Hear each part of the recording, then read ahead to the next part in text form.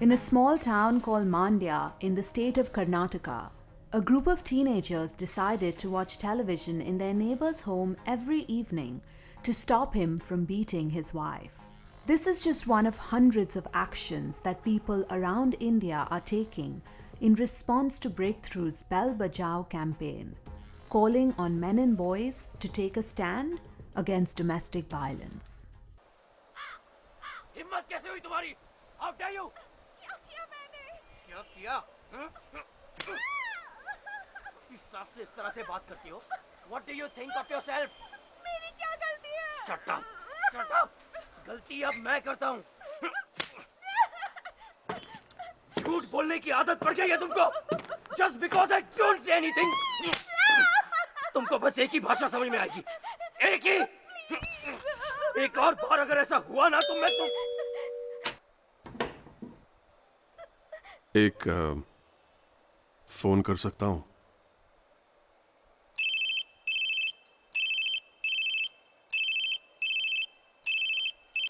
Hello जी, हाँ मैंने ही phone किया था।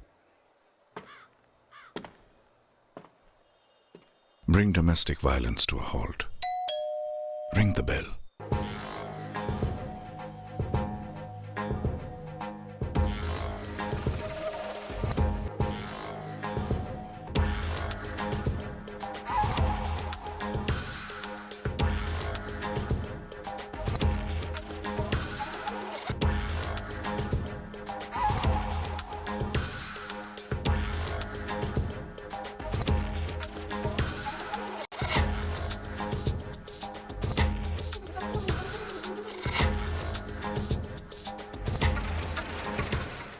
Bell Bajao has transformed the national dialogue on violence against women with one simple message: everyone must take responsibility for ending domestic violence.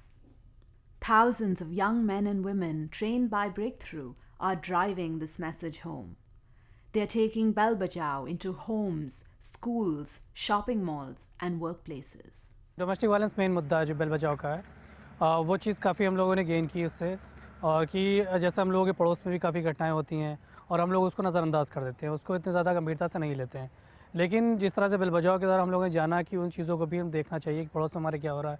पड़ोस ही नहीं बल्कि हम जब रास्ते में चलते हैं, ऑटो में चलते हैं, ट्रेन में सफ़र करते हैं, तब भी काफ़ी कुछ इस तरह की एक्टिविटीज़ होती हैं जिनके अगेंस्ट हम लोगों को आवाज़ उठानी चाहिए। एटलीस्ट कम से कम वहाँ पर तो आवाज़ उठानी चाहिए। संकोच है कि हम लोगों के सामने कैसे जाके बोलेंगे, कैसे बात करेंगे। एक शर्म जो थी आंखों में कि नहीं हम नहीं कर सकते ये चीज़, तो वो चीज़ ख़त्म हो गई। और ऐसे ब्रेकथ्रू ने ट्रेनिंग दिलवाई कि माइंड ब्लोइंग। पहले अगर परिवर्तन की बात करें तो किसी भी अगर कोई हमसे किसी चीज़ में बहस करता था या हिंसा की भी बात करते हैं, जैसे लोग कहते हैं कि उनके घर में अगर लड़ाई हो रही तो उनके घर में लड़ाई होने दो, क्योंकि वो उनका मामला है। जैसे आज ही की बात ले लें, हमारे एक रिलेटिव, उनके घर में मतलब पति हैं, वो अपने बच्चों के साथ मारपीट करते हैं, अपनी पत्नी को मारते हैं। तो ये बात हम अपनी मम्मी से आज डिस्कस कर रहे थे, तो मेरी मम्मी ने कहा कि जो भी बात है ये उनके आपस का मामला है, तुम्हें इसमें करने की कोई ज़रूरत नहीं है।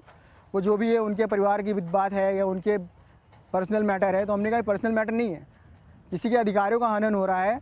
अगर मैंने उनसे बस एक ही बात की कि अगर आपको कोई सामने खड़ा होकर तमाचा मारते जा रहा है और जब तक आप उसका हाथ नहीं रोकोगे तब तक वो आदमी रुकेगा नहीं। मम्मी को ये बात बड़ी अच्छे से समझ में आ गई। इसको करने का मेरा महत्वपूर्ण लक्ष्य यही था कि मैं सबको जागरूक करूं। और ज़रूरी है कि अधिकतर लड़कियों को HIV एड्स के बारे में और कॉन्डम के बारे में, सेक्स एजुकेशन के बारे में बात करने में हिचकिचाहट होती है। और इस ट्रेनिंग के बाद, ब्रेक थ्रू की ट्रेनिंग के बाद हमें इन सब के बारे में खुल के पता चला है और मैं अब सबसे इसके बारे में खुलकर बात कर सकती हूँ। डोमेस्टिक वायलेंस माना जाता है कि 66 या 70% औरतों के ऊपर होता है, तो मैं भी जो हूँ उसके ख़िलाफ़ हूँ। और बेल बजाओ की जो वैन थी उसमें 90% लोग जो मैंस थे और वो लोग भी काम करते थे, वही लोग काम करते थे इवन। और जो कि जहाँ तक कि सवाल है कि मैंस और वुमेंस किसकी भूमिका ज़्यादा होती है, तो मेरे ख्याल से मैंस की भी भूमिका उतनी ही होती है जितनी कि वुमेंस की होती है।